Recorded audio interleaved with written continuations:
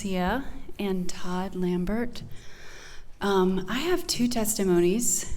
One of them is really personal, but it was a surprise to me, and I think it's good too because it might help some other women. But God had revealed to me last fall that my first sexual experience was a trauma bond, and I had no idea how much it had warped my own sexual appetite and the way that my sexuality developed.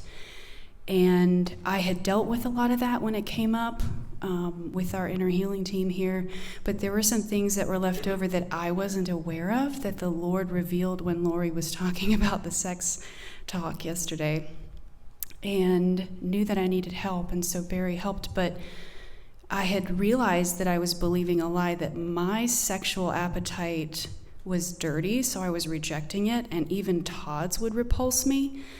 And just like exposing that lie made it so clear to me how important sex is to God. And then later last night, I was just laying in bed, we were laying in bed, and I heard the Holy Spirit say, "I make all things new."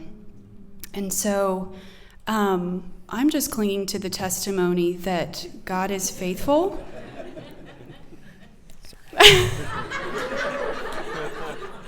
Todd's really happy about that too. But yeah, I'm just clinging to the testimony that God is faithful, and He's going to do what He said He's going to do, and I'm going to walk into that, and I'm going to take steps that the Holy Spirit leads me to take to restore what was stolen. And then just really quickly, I know I don't want to take up too much. The other thing that we knew we wanted to come for was God has actually healed a lot of the control that I used to partner with, but there were still areas in our marriage that I was still not trusting the Lord with and not trusting Him with. And I knew that was an issue for me and was trusting the Lord to reveal some of that. And then today, while Ashley and Jarrett were up here and Barry was taking Jarrett through some of the prayers for control, I was praying through them as well. And I think the question that you had asked him at one point is, what is control stealing from my marriage? And I got a picture, and my husband is a gearhead. He's a car guy. So whenever he's involved, God gives me pictures of cars.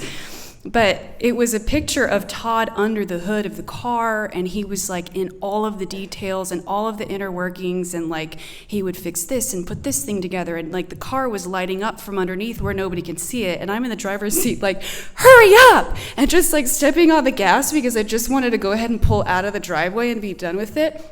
But what I was doing was obviously driving a car that really wasn't fit.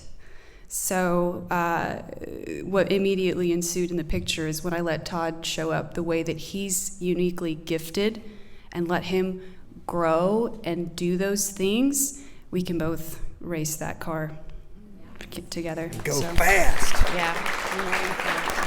I want to go fast.